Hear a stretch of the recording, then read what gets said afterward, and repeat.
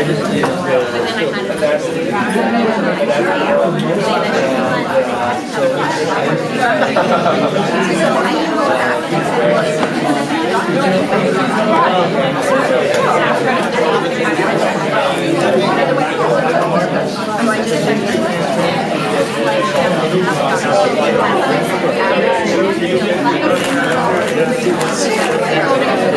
gonna be there.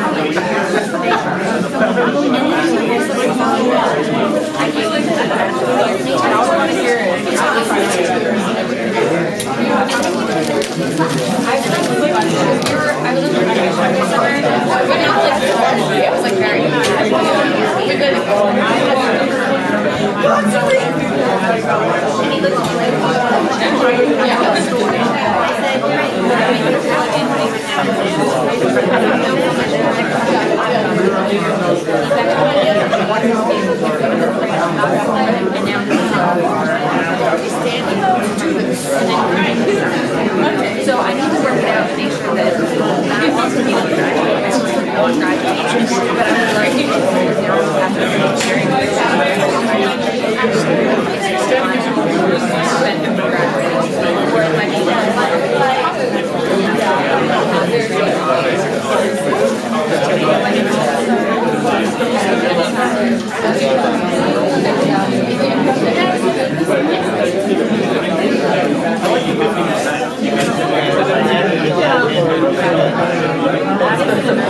I can give you a seat. Exactly. We're going to get started in about 30 seconds, so if you want to settle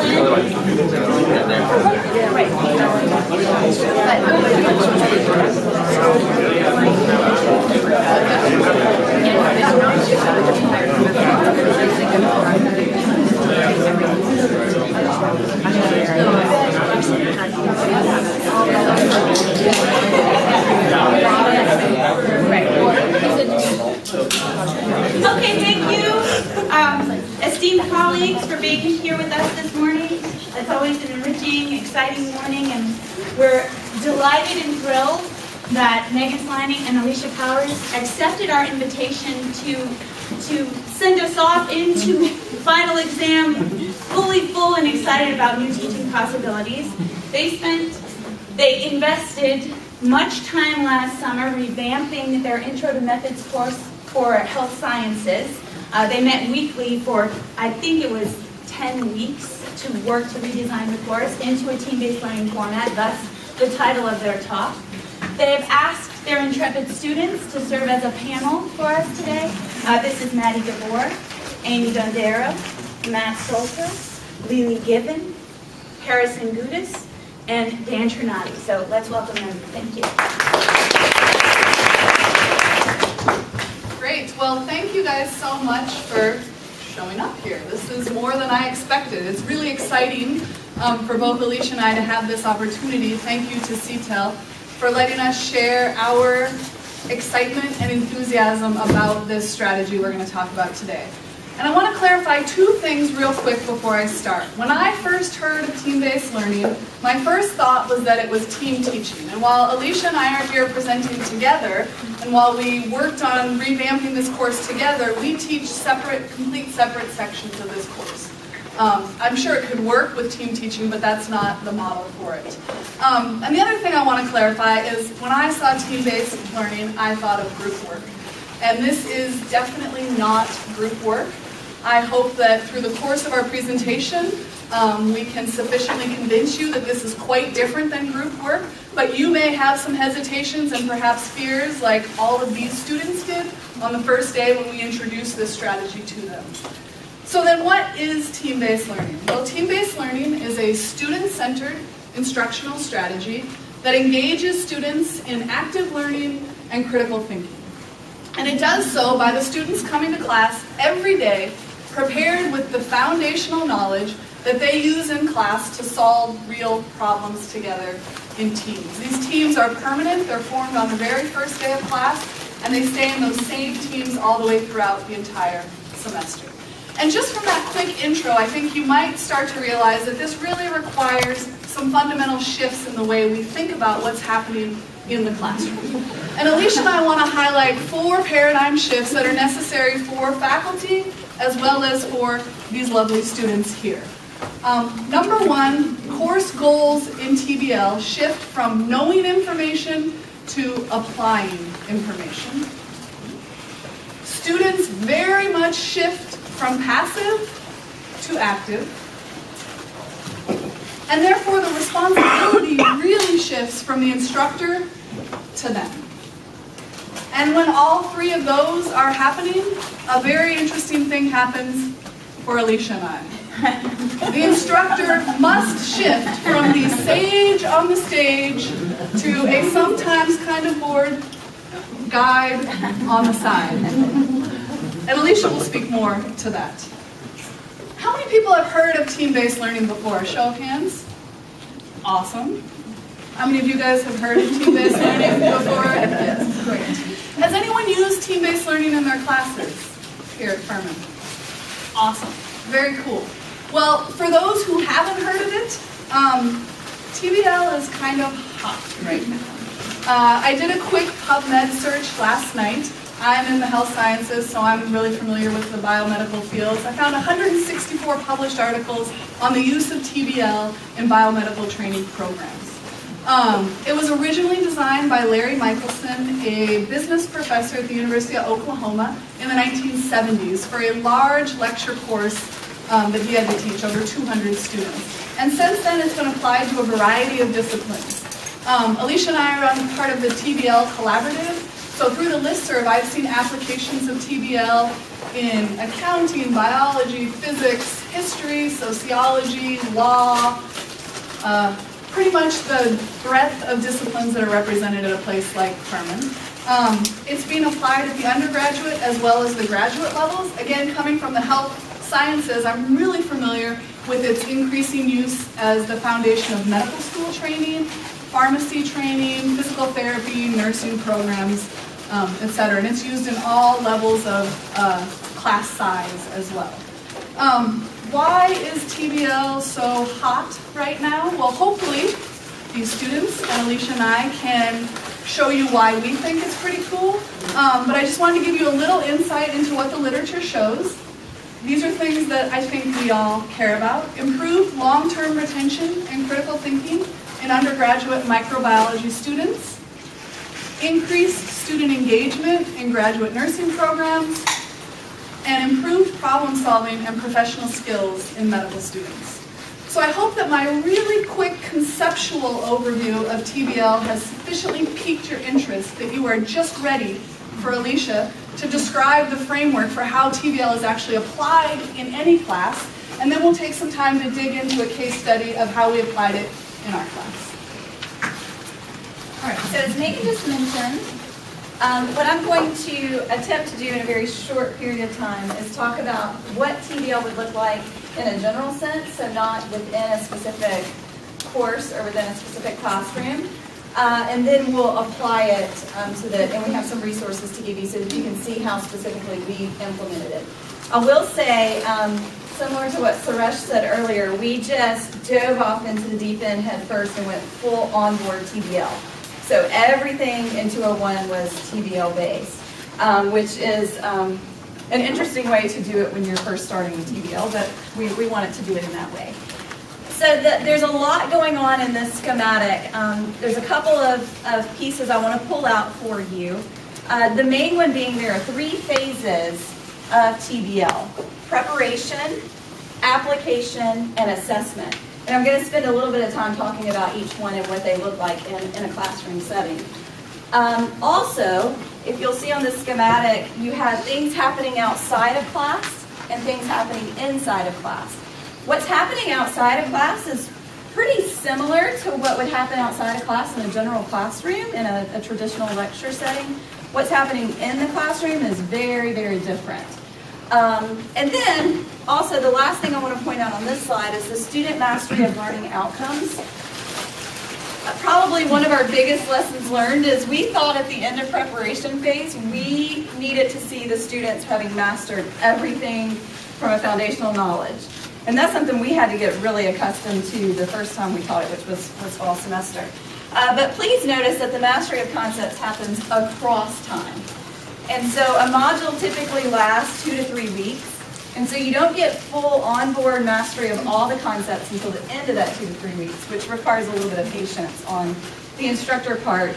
Contrary to a lecture-based class where you kind of have one concept, a couple of concepts that you're introducing in a lecture format, you leave going, they learned all of that, hoping they did at least. So it is a little different in that way. So to look a little bit deeper into what the students are doing and what, as an instructor, what we are doing, during the preparation phase, students prepare outside of class through targeted readings. And it's something we've heard, I can't remember who said it a little earlier today, but the readings become much more focused with TBL. And the way that we focused our readings was through a reading guide, and we'll show you one of those in just a bit. So there is extensive reading, and they use a reading guide to really focus on some of those foundational level concepts that we want them to really understand in order to be able to apply some of the principles that we're going to ask them to apply. The very first day of the module that they come into class, all 4 of these things happen. So it's a very fast-paced class, and a lot of stuff happens during that time. When I first looked at this, I thought there's no way I'm going to get through all of this in 75 minutes, but you do.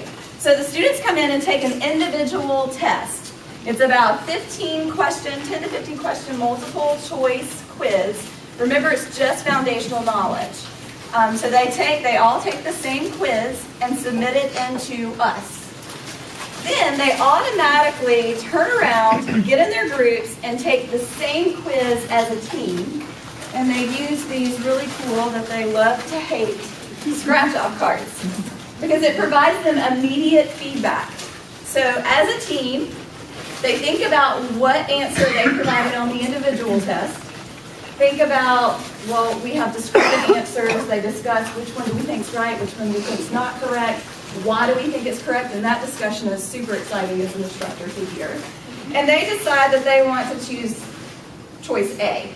Scratch it off. If a star appears, great, you got it correct. If it doesn't, try again. And for every try, the point value is reduced. And so once they figure out what the correct answer was, they can score themselves. So immediate feedback is one of the principles of TBL. While the students are in their teams taking the team test, the instructor is ferociously grading the individual test. So there's a couple of ways that we'll talk in a little while about hopefully using iPads to help make that a little easier for us. So as you're as the instructor grading that individual level test, you're starting to see what are the points that they're not mastering. What are those foundational pieces that you really need to help them understand better? Then, as the students have finished their team quiz, you can go around and see, well, which ones did they pick up from their team members? And which ones are still some of the sticky points that you as the instructor might need to help them overcome. And so we have a little bit of a snippet of what is called a readiness assurance quiz looks like. So you can get a little bit of a view of that.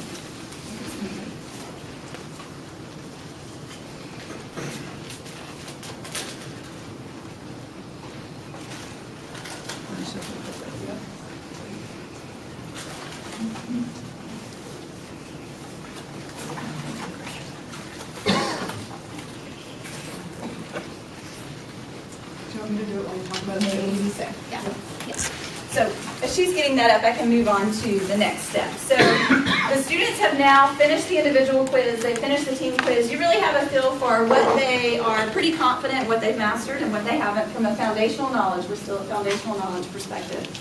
And they have a chance to appeal any question that they missed, which has been really, really interesting. We'll let you want to go ahead and show this, and then I'll go back on. So this would be the individual test.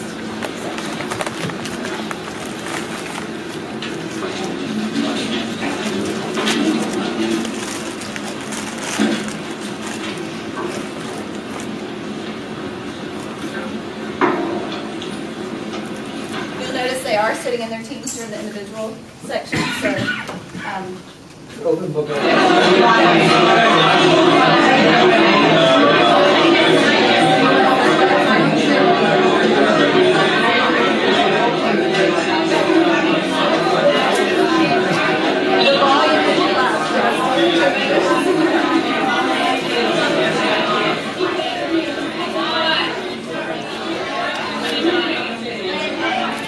notice how they're concentrating and everything.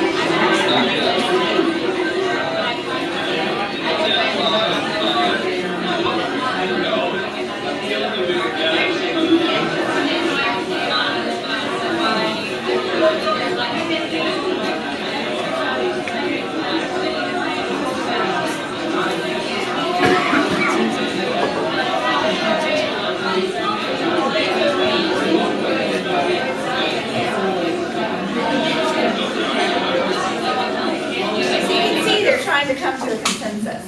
So it is demanded that the team come to a consensus and scratch one answer. So it's pretty interesting to hear the discussion and to see the different ways that teams choose to go about that process. Some choose majority rules, some say no, absolutely everybody has to agree. It's really interesting how that particular process might change across the semester as well when they get more confident in their team members. Moving on to the appeals process, I mentioned that we do allow them to appeal a question or an answer. And there's a very specific process they have to use to do this. The appeals process now turns into open notes, open book. So the individual test and the team test were closed notes, closed book. Now you can open your notes and open your book, and you have to provide a scholarly argument as to why you're challenging the question or the answer.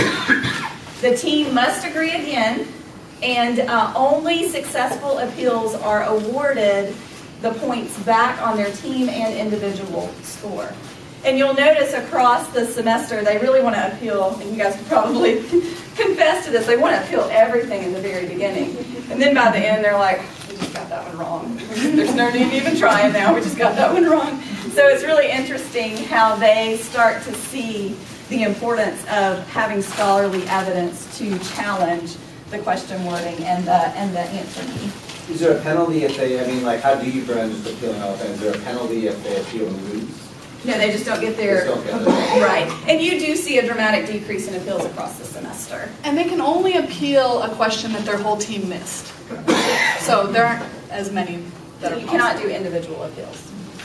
And then, now we're still on the very first day of the module. So we've done the individual test, the team test, the appeals process. And they get much quicker as they progress through the semester. Then we have the clarification and instruction. And this is really the only time where, as an instructor, you're doing kind of lecture-based information. You have a full set of slides prepared that I would typically use if I were teaching the entire module lecture-based. But you just pick the slides that were the sticky points. And you really hone in on those and can help the students. And you've heard their discussions as to why they thought this answer was right. So you can really start to help them see why this other one is correct, contrary to what they thought, and things of that nature. So it's a much more targeted and specific lecture where you have quite a bit of feedback from the students to go on in order to provide it as well. Then, so after that very first day, then you move into the application phase. And the application phase can happen across quite a few days. So this is where you spend most of the time within a module. Before each application activity, students have individual level homework. So it really holds them accountable to being prepared for class. And you'll find that the students really hold special that accountability, and they don't want to let their team down, specifically since they're in these teams for the entire semester. And so they have homework that they do individually, and then they come in, and Mike mentioned a little earlier in the blended learning presentation, where you have the same problem. Okay, so each team is working on the same problem that they prepared their homework for. Then you have simultaneous reporting. So we have whiteboards, we've done flip charts, we've done where they stand up and do something to show us the answer. So many different ways to simultaneously report. And in that simultaneous reporting, they justify. And so you sometimes everybody has the same answer, but all the teams have the same answer, but they're justifying in different ways. And so that really allows for teaching to happen across teams as well. This particular phase I mentioned can happen as many times as you want. We typically do a same problem and then move to a higher level application. Some will do even more activities here. But notice how the mastery of learning outcomes increases during this phase. So this is where a lot of the learning is happening. And then there is the typical assessments that we include as well. So students are building on their reviewing the readings, their individual homework, and also going to their team activities. And we'll talk, that's a little bit of a shortcoming with accessing the materials and one of the shortcomings that we're working on overcoming. And so by reviewing all this information, now we're asking them to come to a culminating experience. In this particular class, we do a research proposal. We also do midterms, finals, journal reflections, and things of that nature. So just to kind of, actually go back to help you see. So we've kind of talked about how the individual is preparing and then what's happening in the classroom. So it's a very quick snippet of what TBL looks like. What we wanted to spend time on now is what TBL has looked like in our class. And if you can't tell, we absolutely love this type of teaching technique for this particular class. And I'm on sabbatical this semester, so I didn't teach this semester, but last semester we taught class back to back, and we were constantly in each other's rooms going, come hear this discussion, you're not going to believe what they're talking about. And the students got kind of used to me coming in and invading her class, and her coming in and invading my class. But Diane mentioned in the introduction, this is an introduction to research methods and statistics specifically focused on health sciences. It's a 201 level class, so generally geared towards sophomores, some juniors sneak in if they're late declarees. The class size, we like to have 18. Knowing that we're a fairly large major, we don't always have 18. The reason we like to have 18 is we like to have 3 teams of 6 members.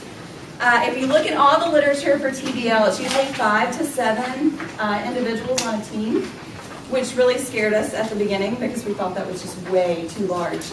But what we've noticed is with 5, it's a little too small. You don't have enough intellectual capacity there to make some of the higher level kind of thoughts that we're wanting them to pull together. 7, you start to get in some of the functionality, dynamics, and issues there. So 6 has been kind of the sweet spot for most of our classes.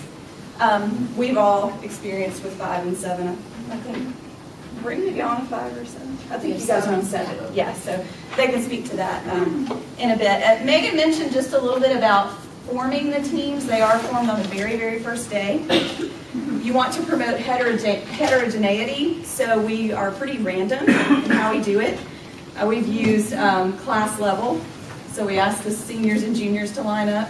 We've used procrastination, so on a spectrum of procrastination, are you one like me that does it 3 months ahead of time, or are you one that does it 3 minutes ahead of time? And so we get them to line up. We've done it from distance of your hometown to Furman, so it's pretty random in how you set the teams.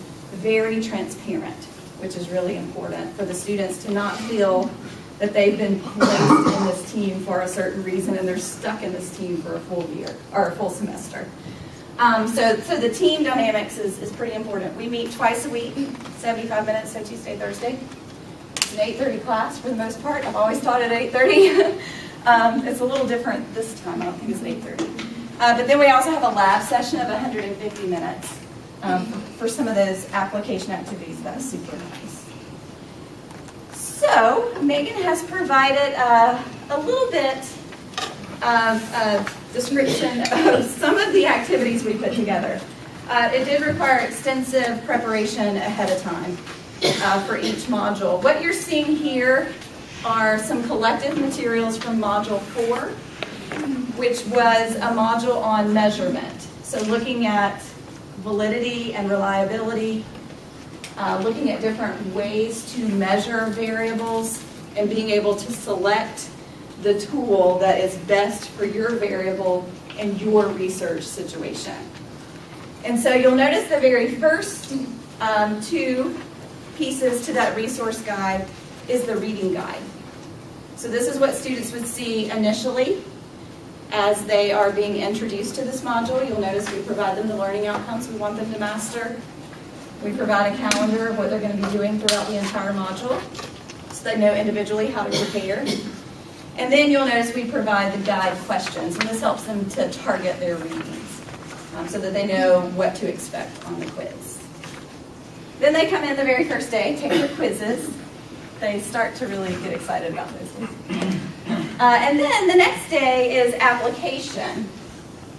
And with application, we call our individual level homework research notebooks, because all of their research notebook entries at the individual level will contribute to their research proposal, which is the culminating experience. And so, do you want to describe the research notebooks? Okay. I was just going to, I'll click. Okay. So the first research notebook that you're seeing, and I probably need to grab this. The first research notebook that you're seeing is where the students have been given 2 articles, so 2 peer-reviewed scientific articles, where we're asking them to read those articles and to consider any validity and reliability evidence for BMI, which is body mass index, versus DEXA, which is dual X-ray absorptiometry. And those are 2 very different ways to approach body fat and weight status. BMI being very much a field measure that a lot of people love to hate, and DEXA being gold standard that everybody wants to do for any research study. Okay, so then the students obviously do this research notebook, fill in their chart, come in going, who would ever do BMI? We know we always want to do DEXA, because it's kind of been ingrained since 101 that that's the best thing. We have a DEXA machine, so it's pretty exciting for them to know that. And then they come into the same group activity where they're given a research scenario of about 15,000 students. It's actually a study that Dr. Tay and I have been working on, where we need to look at weight status of elementary school children. Good luck getting 15,000 elementary school children to Furman's campus to do a DEXA measure on them. And hold still. Yeah, for the 5-minute scan. So then the students are faced with this decision of, but we have such good validity and reliability for this DEXA measure, but the BMI is not too bad from validity and reliability. But within this research scenario, we can't possibly do DEXA. And so they're forced with making this decision, which they very reluctantly report, we got to do BMI. And then they have to justify why they chose that. And so that's the same group activity. Then they go back the next night and do individual homework where they dig into the literature for their particular topic. And so they've already done a review of relevant literature prior to this module, so they already have their literature there ready to use. So they come in, do the, they're actually in their dorm or library or wherever they choose to be, look back at the literature, come up with the variables that they want to measure, look at validity and reliability evidence, and then they come in the next day and make a team decision as to what are the variables they're going to measure, how are they going to measure them, and why did they choose that. And so that's the team decision part. Sometimes it requires them to go, okay, we didn't figure out a good measurement tool. We need to go get more literature, which is when they come to Andrea going, I don't have everything I need. So then they go back to the reading, do a little bit more of extra work that they could have done on the front end, but sometimes they have to learn the hard way. And then once they have all their information from this measurement piece, they are ready to do their proposal development. So they can write their measurement section of the methods based on these individual level activities and these group activities. So that's what kind of the application phase looks like for one module in our class. And then we have the assessment phase I mentioned, so that methods section would go into a full proposal with the review of relevant literature and introduction. We give a standard final, standard midterm, and then we also have journal entries. And the students are going to be reading some snippets from their journal entries. And as we were working with Diane to develop this course, we had these really high-level learning objectives like intellectual curiosity and lifelong learning. We're like, okay, how are we going to do this? We found the journal entries really help the students think about what they're doing in class, what they're doing outside of class, and reflect on that and write about it. And the journal entries are just awesome to read. We'll be reading them at night and texting each other going, can you believe I said this? And you've got to read this one. And so it's really interesting to see how serious they take these, because we didn't know if they would really reflect and write, but they have. And you'll hear some really cool excerpts from the journal. And so you'll see in that resource guide a final journal entry, 4.1 is the very last. All right, so I want to go a little quickly because I want to make sure our students can share with you their perspective. This is the breakdown of the course.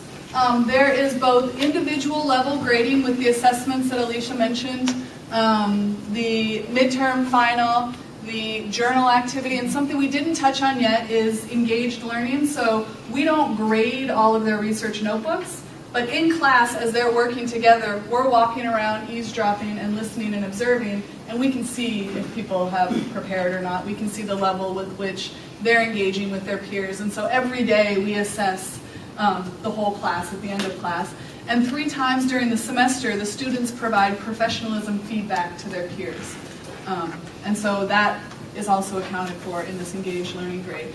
I want to point out that the readiness assurance quizzes, that is that phase 1 section, on the very first day, the students determine the weighting of individual versus team grades for those quizzes.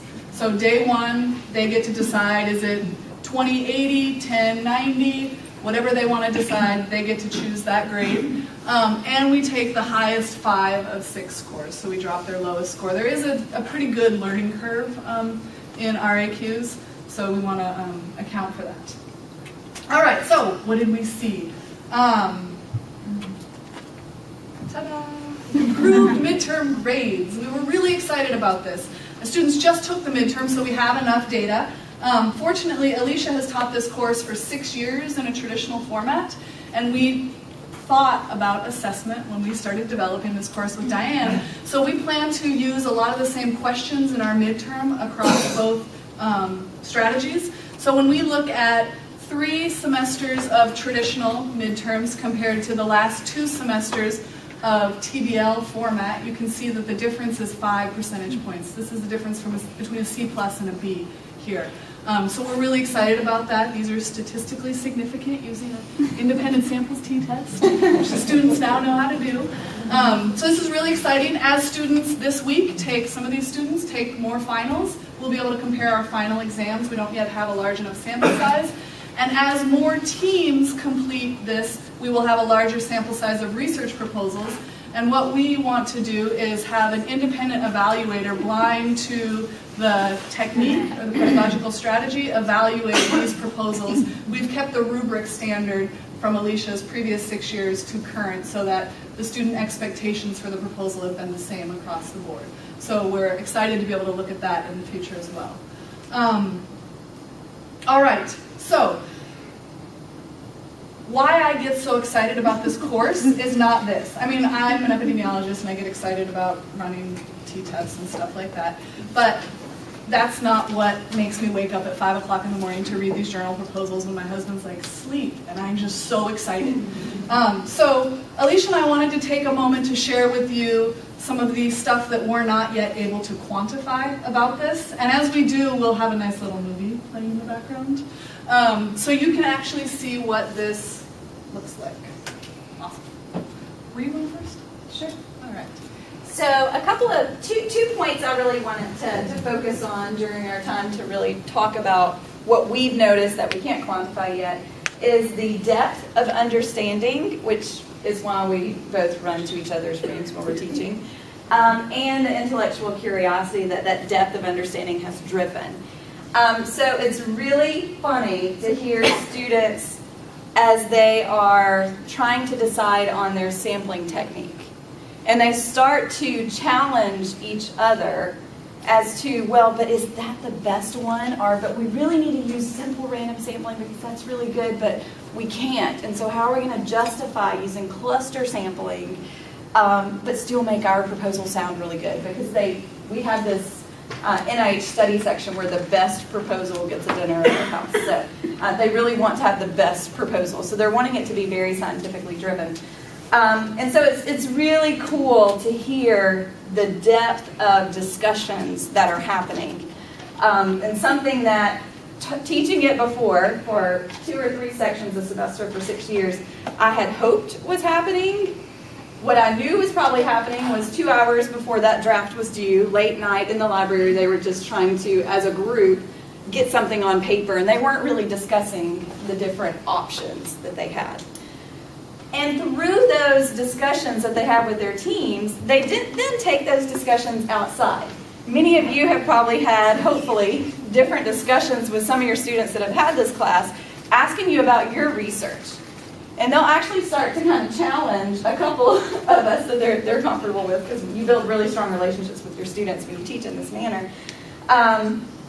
But they'll start to challenge while we're using certain techniques for our research. And then Megan was telling a really cool story the other day where 2 of the students currently were just sitting outside waiting on class to happen, and they noticed some students carried folders and some students carried binders. Would that cause discrepancy in grade? And so they start to really think about research in these random contexts of maybe baseball or lacrosse statistics. And so it's really exciting to see them take these particular concepts that most people would think are really nerdy and we can't talk about research outside of this protected environment, but then they're taking it outside that environment and talking to their peers about it as well.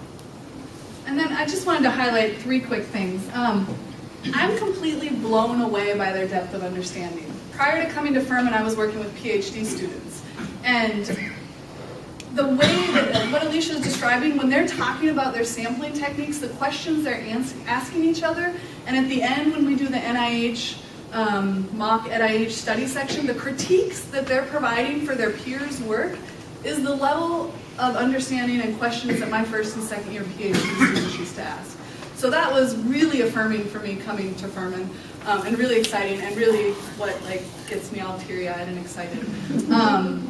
Second, because the bulk of my time in the classroom is spent listening and observing the students, I get to know them in a much different way than I do in other courses that are taught traditionally. And so I really feel like I develop much more meaningful relationships with students in this course. And that feeds into my third point, which is the way that I interact because of that different relationship. I engage with students much more like colleagues in this course than I do in my traditional courses, where there's maybe an empty vessel kind of staring at me, and I'm doing my best to juggle fire on a unicycle and not get any reaction. But in TBL, they have to react because we are having a conversation. So that's really Great. So I want to stop there and let these students share with you. We chose these students.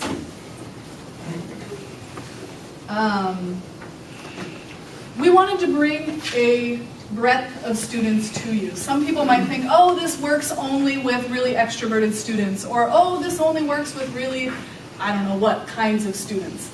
So we wanted to bring a panel of students who have written in their journals to us about the impact that this particular strategy has had on them. And I want to highlight that some of them wanted to say no to this invitation because they are a little nervous about public speaking. And I think across the panel, the most professors any of them have ever talked to at one time is 3. So I just want to acknowledge and thank you all so much for totally stepping outside your comfort zone and coming here to share how you feel about this. Go for it. Awesome. Oh, and I want you to say your name, your year, and your team name. Okay. So you get a feel for what's going on. All right. Do we want to start, guys? Is that cool? Good on that. Okay. I am Maddie Gabor. I am a junior. I'm from Cleveland, Ohio. I always just add that in there. And my team name was Wally Joba. It's actually a combination of all of our different interests. It's a made-up word. That was fun to come up with. We have the team logo too. So one of the first things I wanted to talk about was something that you guys hit on pretty early in the conversation, but just the distinction between short-term group work and long-term team projects. I think all of us here and so many of you professors incorporate group work into your courses, and just being in this library reminds me of so many nights that I've been in here at 10 p.m. the night before a group project and been just kind of unproductive and in a rushed state. And so I think a really important thing about TBL is the idea that you invest in your teammates first. You get to know them. It's a very strengths-based process. And so my team, we kind of looked at like, what are we good at? What are our strengths as people, and what can we bring to this team to make it operate better? And that's not something that you frequently get the chance to do in like a week-long group project, right? So I think that's a really important part of TBL. Let's see, and then more of a personal experience. While I was in this course last semester, I became ill, and at the time I didn't know it was a chronic illness, but as difficult as it is being sick and trying to stay on top of academics, looking back, TBL really did teach me a lot, and the process benefited me by being in it. So I just wanted to read a little quote from one of the journals that I wrote. So let's see. Okay, so being absent from class, I missed like how much, Dr. Slaney? Like probably a lot of class, like half of class. It was tough, but so I said, this situation taught me the importance of choosing the important questions and messages I needed to convey, rather than addressing all of my concerns at once with my team. Trusting the team was often more critical than contributing in the moment. So in the beginning, I might have taken on more of a leadership role, but as time went on, I realized the importance of reassessing team dynamics, and I don't think that's something that I could have done in a class where maybe the group project was a week long. So I do really think that that although the situation wasn't ideal, TBL was really a tool for me to work on those communication skills that I'll find later in future jobs and just life in general. Thank you. Okay, I'm Amy Tondero. I'm a sophomore and from Wayne, New Jersey. And my team name was the 7 Victoria's Secrets. We kind of just spitballed that one, but we just wanted something funny. But anyway, so one thing that really I think I took away from this class that I couldn't have taken away from just a lecture format was like I gained really a sense of professionalism both inside and outside of the classroom. When I needed to approach my peers on my team, say if it was about something that was kind of like personal or we thought they weren't pulling their own weight, we could do it without any feelings getting hurt because there's a mutual sense that we had a bond and a relationship formed, and they knew that it was only in the team's best interest that we were talking to them about that, which I think will definitely help to translate in the workplace, and I'll take that with me as I get older, like for years to come. And it just kind of helped me, even in conversations with professors, like I've just gained a lot of professionalism through this course. And then I also think it helped me to develop my drive a lot more. I was always kind of like very procrastinated in all my classes, and having to hold myself accountable for my teammates throughout work in this class has helped me to hold myself accountable for my individual work and my other courses, because I think to myself that I just need to be much more on top of things because I knew I had to be on top of things for this class. So I think just having to carry my own weight for my teammates has helped me kind of gain my own sense of drive. And I think that's been something really good that I took out of this. All right, I'm Matt Solter. I'm a junior from New Bern, North Carolina, and our team name was the Well-To-Do Oysters. We used a random name generator. So we had some fun with that. There were really two questions that I asked myself what I wanted to convey to y'all the most. The first was, how did TBL really change or affect my understanding of research and learning? The first was like, it really makes you a better thinker. You really have to critically think without the teacher just giving you a bunch of information that you're just trying to sponge and absorb. You have to work with your peers in your groups, especially on those quizzes that they mentioned. You can go back and forth in a way that if you're normally just taking a quiz by yourself or a test, you don't really get the opportunity to do. And I guess that goes right along with it's really active and stimulating. So again, instead of just sitting there, hearing a lecture, just hoping that you retain some of it, you get to go back and forth, explain why you think something's right, why you think something might be wrong, and you have to do it in a way that I'm a more assertive person, I feel like sometimes, so you have to find a way to fine-tune that so you can get your point across without coming across as a jerk or being overbearing or anything like that. Then really just the retention of skills was, I thought that was pretty incredible, that I actually remembered majority of the things that I did in class past, even through a whole summer doing no school-related work at all. I remember that end of this semester, I just did a statistical analysis for another class using the SPSS techniques that we learned in research. And I did have a few questions for Dr. Sleining because there was a miscommunication between myself and another professor, but I remembered how to enter all the data, the tests to run, how to analyze the data, and that was without reviewing anything related to that SPSS, which I thought that was kind of cool. And then on a personal note, what did I learn about myself? I found I was really more trusting of others, my groupmate, my team members especially. You couldn't, you had to trust them because, you had to make sure that they were going to get their work done. You had to believe that they were, because otherwise you couldn't do anything about it other than remind them, obviously.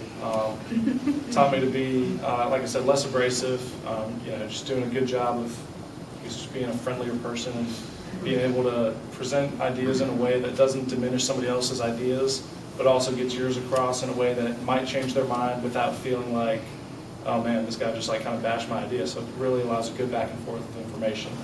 And just being friendly, you're able to, it's a skill that is going to translate beyond, like in my history class right now, for example, I'm just kind of learning history. It's just trying to sponge it in, how much of that is really going to carry over into like a future workplace, whereas the team-based skills that I learned, I feel like are going to be more important, being able to work within the team,